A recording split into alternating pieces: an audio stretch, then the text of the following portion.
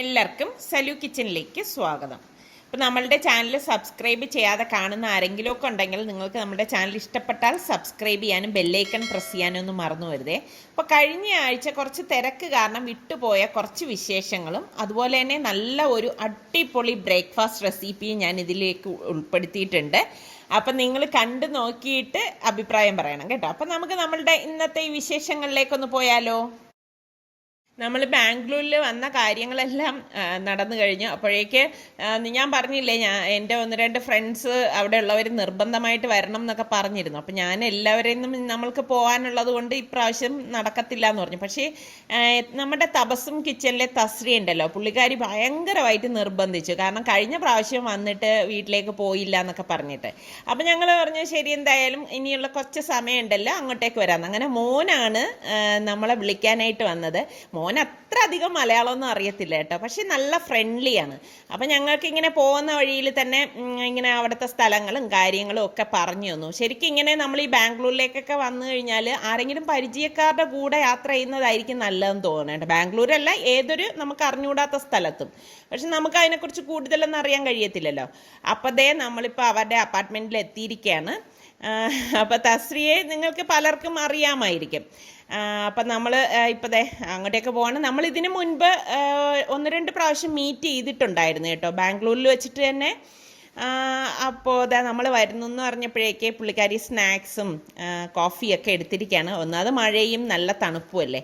അപ്പോൾ ഇവിടെ ഇരിക്കുമ്പോഴേ തന്നെ ശരിക്കും പറഞ്ഞാൽ നല്ല ട്രെയിനിൻ്റെ സൗണ്ടും ഒരു കാഴ്ചയും ഒക്കെ കാണാൻ സാധിക്കും കേട്ടോ.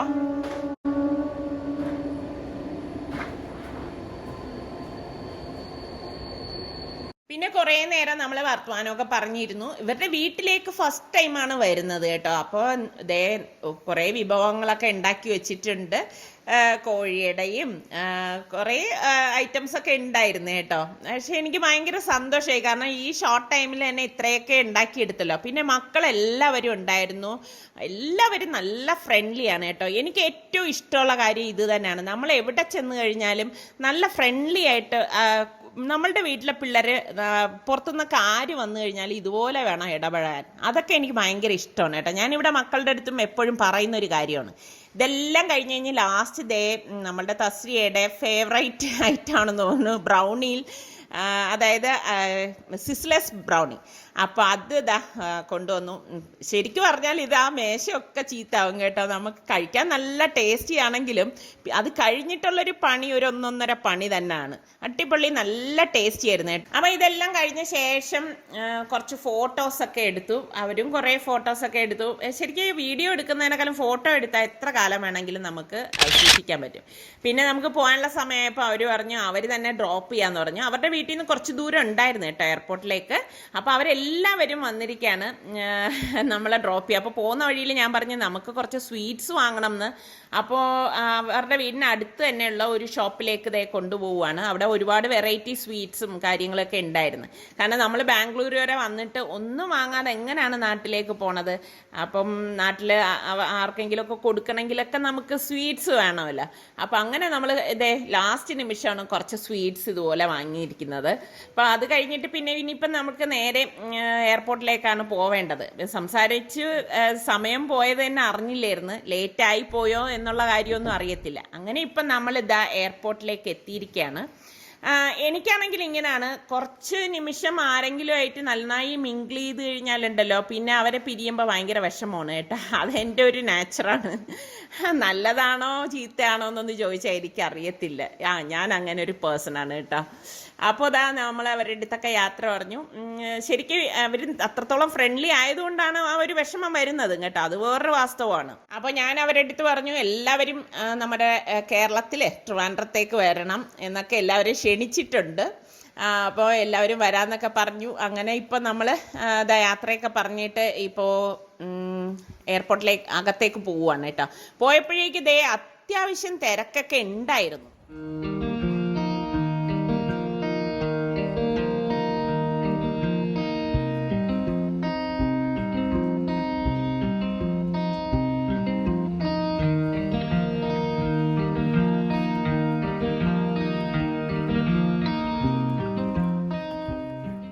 എനിക്കാണെങ്കിൽ ഇങ്ങനെ ചെക്കിങ് ചെയ്ത് കഴിഞ്ഞാൽ എനിക്ക് ഭയങ്കര ഇഷ്ടം എന്താ അറിയാവോ, ഇവിടെയുള്ള ഷോപ്പുകളിലൊക്കെ ഇങ്ങനെ ഏത് എയർപോർട്ടാണെങ്കിലും അതിലൊക്കെ ഇങ്ങനെ വായി നോക്കിയൊക്കെ നടക്കാൻ എനിക്ക് ഭയങ്കര ഇഷ്ടമാണ്. നിസാർക്കൊക്കെ സത്യം പറഞ്ഞാൽ മെനക്കേടാണ് കേട്ടോ എന്നെ കൊണ്ട് പോണത്. പിള്ളേരാണെങ്കിൽ പിന്നും എനിക്ക് തോന്നുന്നു ഇങ്ങനെയൊന്നും പോകത്തില്ല. ഞാൻ പക്ഷെ അങ്ങനെയല്ല കേട്ടോ, എനിക്കിതെല്ലാം നോക്കണം, എല്ലാം കാണണം, ഭയങ്കര ഇഷ്ടമാണ്. പിന്നെ നിസാർക്ക് പറയുന്നുണ്ട് ഉള്ളിൽ കയറിയ ശേഷം പിന്നീട് വന്ന് ഇതൊക്കെ ചെയ്യാമെന്ന്. പക്ഷെ എനിക്കറിയാം ഉള്ളിലൊക്കെ നമ്മൾ കയറി കഴിഞ്ഞ് കഴിഞ്ഞാൽ ഇതൊന്നും നടക്കണ കേസല്ല. അപ്പോഴേക്ക് താഴെ എത്തിയപ്പോഴേക്ക് ഇതാ ബസ് വന്നിട്ടുണ്ടായിരുന്നു. പിന്നെ നമ്മളിതേ ഫ്ലൈറ്റിലേക്ക് പോവാണ്.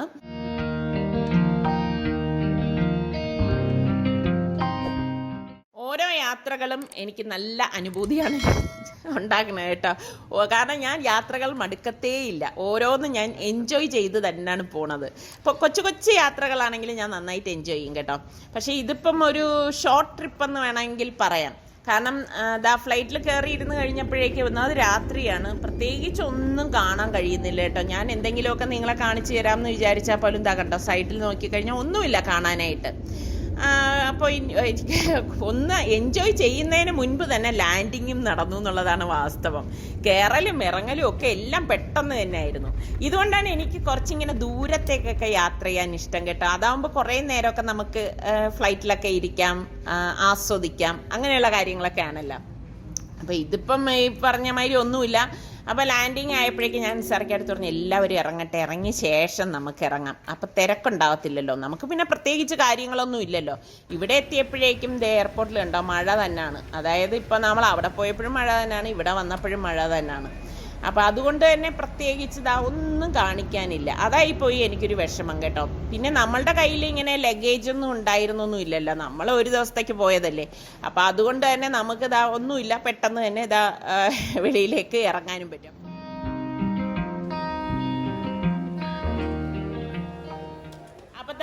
ബാംഗ്ലൂരിൽ വെച്ച് പരിചയപ്പെട്ട എൻ്റെ ഒരു വ്യൂവറാണ് കേട്ടോ, വാരണാസിയിൽ വർക്ക് ചെയ്യാണ്. എന്തായാലും കണ്ടതിൽ വളരെ സന്തോഷം. അപ്പം നമ്മളെ വിളിക്കാനായിട്ട് മാമായും മോനുമാണ് വന്നിരിക്കുന്നത്. അപ്പം ഇനിയിപ്പം നമ്മൾ നേരെ വീട്ടിലേക്കാണ് പോണത്. നല്ല രാത്രി ആയിട്ടുണ്ട് കേട്ടോ. ഓരോ യാത്രകൾ കഴിഞ്ഞ് മടങ്ങി വരുമ്പോഴേക്കും എനിക്ക് ഭയങ്കര സങ്കടമാണ് കേട്ടോ. പിന്നെ ഞാൻ വിചാരിക്കാം അടുത്തിനി വേറെ ഏതെങ്കിലും യാത്രകൾ വരുമായിരിക്കുമല്ലോ എന്നുള്ള സന്തോഷത്തിൽ ഞാൻ പിന്നെ എൻ്റെ മനസ്സിനെയൊക്കെ ഒന്ന് സമാധാനിപ്പിക്കും. നമ്മുടെ കൂട്ടത്തിൽ എന്നെ പോലെ യാത്രകൾ ഇഷ്ടപ്പെടുന്നവരുണ്ടെങ്കിൽ ഒന്ന് കമൻറ്റ് ചെയ്യണേ, ചുമ്മാ ഒരു രസം. നമ്മൾ എത്ര രാത്രി കിടന്നു കഴിഞ്ഞാലും എൻ്റെ നിസാറിക്കയുടെ ഒരു കുഴപ്പമെന്ന് വെച്ചാൽ വെളുപ്പിന് എന്നെ എഴുന്നേക്കുക. അപ്പം നിസ്കാരം ഓതലൊക്കെ കഴിഞ്ഞിട്ട് ഞാൻ നമ്മുടെ ജനാലകളൊക്കെ തുറന്നപ്പോൾ കണ്ട കാഴ്ച ഇതാണ്. ഒന്നുമില്ല, നല്ല മഴ പെയ്തുകൊണ്ടിരിക്കുകയാണ്. പ്രത്യേകിച്ച് എനിക്കിതിലൊന്നും നിങ്ങളെ കാണിക്കാനായിട്ടില്ല കേട്ടോ. അപ്പം ഞാൻ വിചാരിച്ചു ടെറസിലേക്ക് പോയി നോക്കാം, എന്തെങ്കിലുമൊക്കെ ഉണ്ടെങ്കിലോ എന്ന് കരുതിയിട്ട് ഞാനിവിടെ വന്ന് കതക് തുറന്നപ്പോഴേക്ക് എന്നെ നോക്കിക്കേ മഞ്ഞ് മൂടിക്കെട്ടിയിരിക്കുകയാണ്. അപ്പോൾ എനിക്ക് മനസ്സിലായി പ്രത്യേകിച്ചൊന്നും കാണിക്കാനുണ്ടാകത്തില്ല. അപ്പം ഇവിടെ നിന്ന് കഴിഞ്ഞാൽ എനിക്ക് ടൈം വേസ്റ്റ് ആണ്. ഒന്നാമത് ഞാൻ വളരെ ടയേർഡായിട്ടിരിക്കുകയാണ്. അപ്പോൾ ഇനി താഴെ പോയിട്ട് വേണം എനിക്ക് ബ്രേക്ക്ഫാസ്റ്റ് ഒക്കെ തയ്യാറാക്കാൻ. അപ്പോൾ ഇവിടെ ടൈം സ്പെൻഡ് ചെയ്യുന്നതിൽ ഒരു അർത്ഥം ഇല്ല എന്നുള്ളത് എനിക്ക് മനസ്സിലായി. അപ്പോൾ എന്തായാലും നമുക്ക് ബ്രേക്ക്ഫാസ്റ്റ് തയ്യാറാക്കാൻ പോവാം.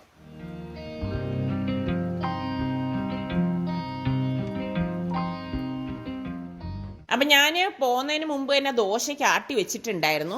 അപ്പം ആ മാവ് ഫ്രിഡ്ജിൽ ഇരിപ്പുണ്ട്. അതുകൊണ്ട് ഞാൻ വിചാരിച്ച് ചട്നി തയ്യാറാക്കാമെന്ന്. നല്ലെണ്ണ ഒഴിച്ചിട്ട് 1 ടീസ്പൂണ് ഉലുവയും 1 ടേബിൾ സ്പൂണ് മല്ലി, മുഴുവനുള്ള മല്ലിയും, ഒരു 10-15 വെളുത്തുള്ളി എല്ലിയും കൂടി ഇതുപോലെ ഒന്ന് റോസ്റ്റ് ചെയ്തെടുക്കും. നല്ലെണ്ണ തന്നെ എടുക്കാൻ ശ്രദ്ധിക്കണേ. പിന്നെ നമുക്കൊരു 5-6 7 വറ്റൽ മുളക്, എൻ്റെ മുളകിന് എരിവില്ലാത്തതുകൊണ്ടാണ് എരിവുള്ള മുളക് ഞാനിപ്പോൾ ഇട്ട് വറുത്ത് കൊടുക്കുന്നത്. പിന്നെ ഒരു പിടി നമ്മളുടെ കരിവേപ്പിലയും കൂടി ഇട്ടിട്ട് അതൊന്ന് മൂപ്പിച്ചു കൊടുക്കും. അത് മൂത്ത ശേഷം ഞാനിവിടെ 3 സവാള സ്ലൈസ് ചെയ്തെടുത്ത് വെച്ചിട്ടുണ്ട്. അപ്പോൾ ആ സവാളയൊന്ന് വഴറ്റിയെടുക്കുകയാണ്. അപ്പം നല്ല ദോശയ്ക്കും ഇഡ്ഡലിക്കും ഒക്കെ പറ്റിയ അടിപൊളി ചമ്മന്തിയാണ് കേട്ടോ ഇത്. അപ്പം ഞാൻ എളുപ്പത്തിന് ഉണ്ടാക്കാൻ വേണ്ടിയിട്ടാണ് ഈ ഒരു ചമ്മന്തി തിരഞ്ഞെടുത്തത്. അപ്പം ചെറിയ ഉള്ളി നിങ്ങളുടെ കയ്യിലുണ്ടെങ്കിൽ അത് എടുത്താലും മതി കേട്ടോ. പിന്നെ നമുക്ക് 1/2 ടീസ്പൂൺ മഞ്ഞൾപ്പൊടി, 3 teaspoon Kashmiri chilli powder, 1 teaspoon മല്ലിപ്പൊടിയും, 1 ടീസ്പൂണോളം കായപ്പൊടിയും, പാകത്തിനുള്ള ഉപ്പും കൂടി ഇട്ടിട്ട് വേണം നമ്മളിതൊന്ന് വഴറ്റിയെടുക്കാനുള്ളത്. ഞാൻ പറഞ്ഞില്ലേ, ഞാൻ ടയേർഡായിട്ട് ഇരുന്നത് കൊണ്ടാണ് കൊച്ചുള്ളി എടുക്കാൻ പോകാതെ സവാള എടുത്തത്.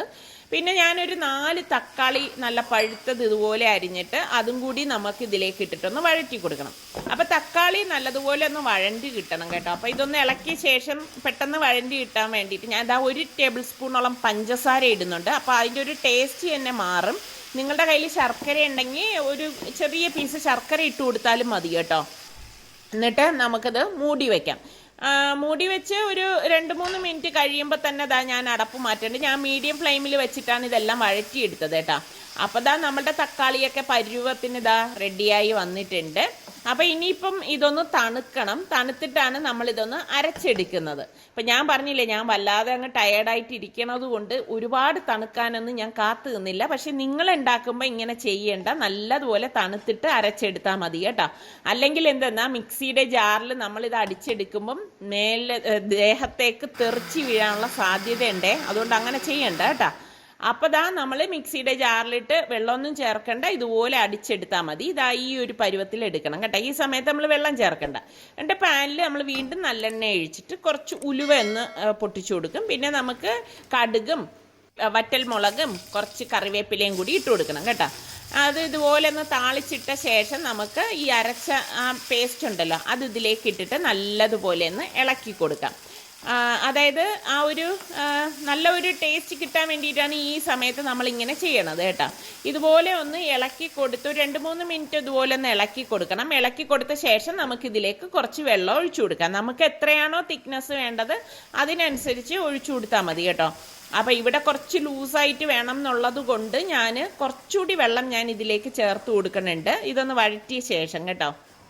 ഇനി നിങ്ങൾക്ക് കട്ടിക്ക് മതിയെങ്കിൽ അങ്ങനെ എടുത്താലും മതി. അതൊക്കെ നിങ്ങളുടെ ഇഷ്ടത്തിനനുസരിച്ച് എടുത്താൽ മതി കേട്ടോ. എങ്ങനെയാണോ നിങ്ങൾക്ക് കഴിക്കാൻ ഇഷ്ടം ആ ഒരു രീതിക്ക് ചെയ്തെടുത്താൽ മതി.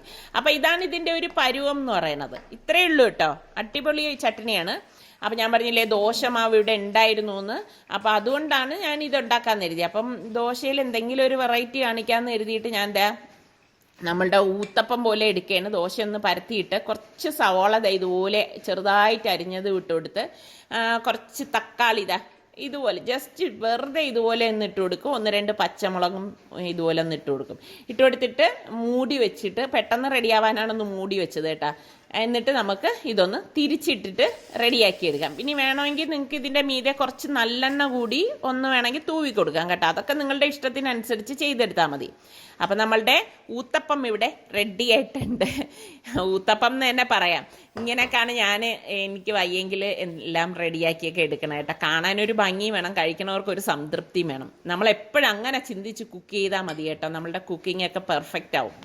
അപ്പോൾ ദോശകൾ തന്നെ ഒരുപാട് ഇനം ഉണ്ടല്ലോ. അപ്പം നിങ്ങൾക്ക് ഇതുപോലെയുള്ള ഊത്തപ്പം ദോശയാണോ ഇഷ്ടം, അതേ പരത്തിയ ഗീ റോസ്റ്റ് ആണോ ഇഷ്ടം, ഏത് തരം ദോശയാണ് നിങ്ങൾക്കിഷ്ടം? അപ്പം അതും കൂടി ഒന്ന് പറയണം കേട്ടോ. അപ്പോൾ നമ്മളുടെ ദോശ ഇവിടെ റെഡി ആയിട്ടുണ്ട്. അപ്പോൾ ഞാൻ ഒന്ന് മറിച്ചിട്ട് കൊടുക്കാണ്. ചട്നി നിങ്ങൾ എന്തായാലും ഒരു പ്രാവശ്യം ട്രൈ ചെയ്ത് നോക്കണം കേട്ടോ. അടിപൊളി സൂപ്പർ ചട്നിയാണ് കേട്ടോ, ഞാൻ ഗ്യാരണ്ടി.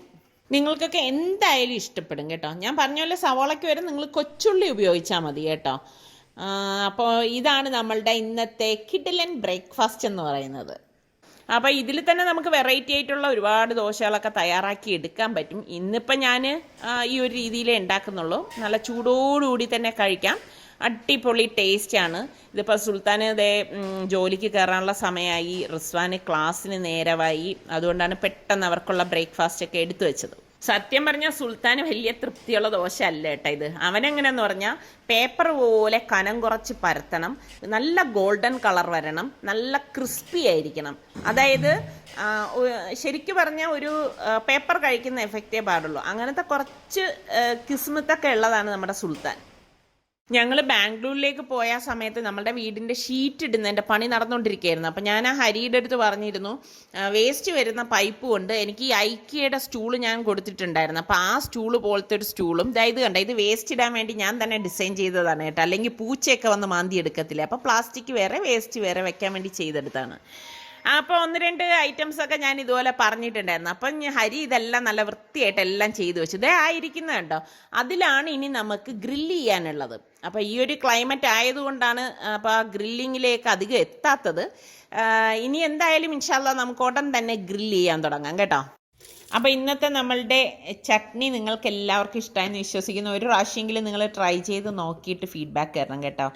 അതുപോലെ തന്നെ നമ്മളുടെ ചാനൽ കണ്ടുകൊണ്ടിരിക്കുന്നവരിൽ സബ്സ്ക്രൈബ് ചെയ്യാതെ കാണുന്ന ആരെങ്കിലും ഒക്കെ ഉണ്ടെങ്കിൽ നിങ്ങൾക്ക് നമ്മളുടെ ചാനൽ ഇഷ്ടപ്പെടുകയാണെങ്കിൽ ഒന്ന് സബ്സ്ക്രൈബ് ചെയ്ത് ആ ബെല്ലൈക്കൺ കൂടി ഒന്ന് പ്രസ് ചെയ്തേക്കണേ. അപ്പോൾ അടുത്തിനി നമുക്ക് നല്ല റെസിപ്പിയോ വ്ളോഗായിട്ടൊക്കെ വരുന്നത് വരെ എല്ലാവർക്കും ബൈ.